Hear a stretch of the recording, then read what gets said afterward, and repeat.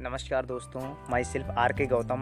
मुझे बहुत अच्छा लगा कि मेरे सेकंड वीडियो में आपने बहुत प्यार दिया, बहुत लाइक्स, बहुत कमेंट्स दिए, तो मुझे फिर से हौसला मिला कि मैं अपना एक और वीडियो बनाऊं। और मैं आज एक नए वीडियो के साथ मिला हूं, एक नए इंस्पिरेशन के साथ मिला हूं, नए जोश के साथ मिला हूं, नए जुनून के साथ मिला हूं, जो मुझे मेरे टॉप मोस्ट सीनियर मिस्टर दीपक बिल्ला और रविकांत यादव सर से मिलता है सेफ शॉप में, जो मैं आपको देना चाहूँगा।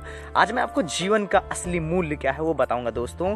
तो जीवन का असली मूल्य क्या होता है, मैं एक छोटी सी कहानी के माध्यम से आपको समझाना चाहूँगा। हम सब लोग छोटी मोटी नौकरी, छोटे मोटे काम में हमेशा फंसे रह जाते हैं, जो जीवन का मूल्य कभी समझ ही नहीं पाते हैं।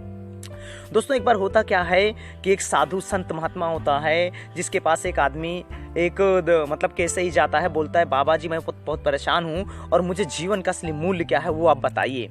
तो बाबा बड़े हैरान हो जाते हैं, बोलते हैं, सोचते हैं थोड़ी देर और सोचते हैं कि इसको जीवन का मूल्य क्या बताया जाए। फिर उनके माइंड में आता है जो उनका एक्सपीरियंस होता है। एक्सपीरियंस से उन्होंने एक पत्थर निकाला अपने थैली से, जो उनके पास पोटली होती है, उस थैली से वो पत्थर निकालते हैं और उस आदमी को देते हैं। बोलते बेटे तू मार्केट में जा, बाजार में जा और इस पत्थर का तू लोगों से मूल्य लगवाना, और बेचना नहीं, खाली मूल्य लगवाना यानी दाम। वो आदमी पत्थर को लेता है और भागा भागा जाता है, सब्जी वाले के पास पहुंचता है, बोलता है सब्जी वाले इस पत्थर का आप मुझे दाम बताइए। सब्जी वाला देखता है, उसको पत्थर बहुत चमकता हुआ दिखाई देता है, तो बोलता है इस पत्थर का मैं 1 बोरी आलू दे सकता हूँ। तो आदमी बोलता है कि बहुत अच्छा। तो वो जो सब्जी वाला होता है वो बोलता है इस पत्थर को मुझे दे दो, 1 बोरी आलू ले लो। तो आदमी बोलता है कि नहीं, इसे बेचने का अधिकार नहीं मिला है, सिर्फ और सिर्फ इसका दाम लगाने का अधिकार मिला है। फिर वो आदमी आगे बढ़ जाता है और वो एक ऐसे व्यक्ति को मिलता है जो फ्रूट की लारी लगाता है, यानी कि फल की रेड़ी लगाता है। उसके पास जाता है, बोलता है भाई साहब ये पत्थर है, इसका आप मुझे मूल्य बताइए। तो वो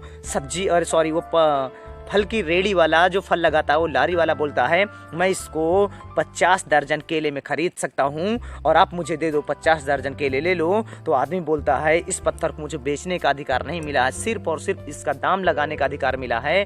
तो वो आदमी सोचता रह जाता है जो फल बेचता है कि ऐसा कैसा आदमी है जिसको खाली दाम लगवाने आया है। फिर वो रुकता नहीं है, भागा भागा आगे जाता है। उसको एक सुनार मिलता है जो सोने का व्यापारी होता है।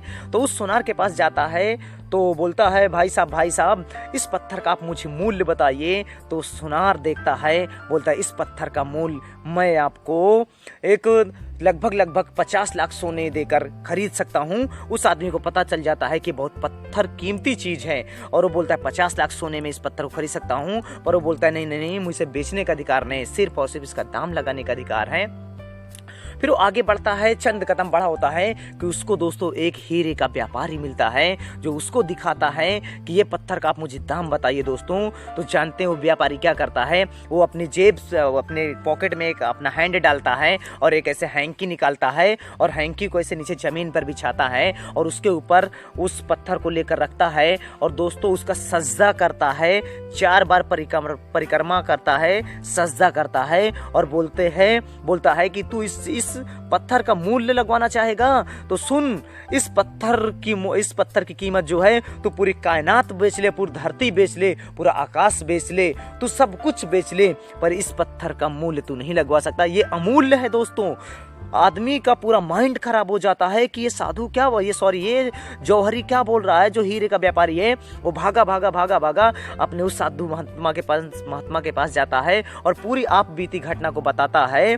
तो वो संत सब कुछ समझ जाते हैं और वो बताते हैं दोस्त कि असली जीवन का असली मूल्य क्या है, कि जिस तरीके से वो 1 बोरी आलू में आपका इस पत्थर को खरीद रहा था, जिस तरीके से वो व्यक्ति 100 दर्जन केले में खरीद रहा था, जिस प्रकार से वो सोने का व्यापारी आपसे 50 लाख सोने के बदौलत ये खरीद रहा था पत्थर, और एक ऐसा था जो बोलता है कि ये अमूल्य है, इसको तू बेच नहीं सकता है, पूरी कायनात ले ले, पूरी धरती आकाश कायनात ले ले, फिर भी इसका मूल्य नहीं लगा सकता है। उसी प्रकार से हम चाहें तो अपने जीवन को 1 बोरी आलू में बेच सकते हैं, 100 दर्जन केले में बेच सकते हैं, या फिर अपने जीवन को इतना बेहतरीन बना लें कि इसकी कोई कीमत ना रहे। दोस्तों और मैं आप सबको बताना चाहूँगा, जिंदगी में आप बहुत बड़ा कुछ करने के लिए पैदा हुए हैं, आप छोटा मोटा काम करने के लिए नहीं। दोस्तों आप हमेशा गमले का फूल मत बनिए, आप हमेशा बरगद को वृक्ष बनिए कि जिसकी छाया में कई सारे वृक्ष को छाया मिलती है, कई सारे इंसानों को छाया मिलता है जो बहुत विशाल और बहुत चौड़ा होता है। उस तरीके से आपको अपने जीवन में बनना है। आपको छोटे मोटे काम ने जीवन में, आपको भगवान ने एक बार जीवन दिया है,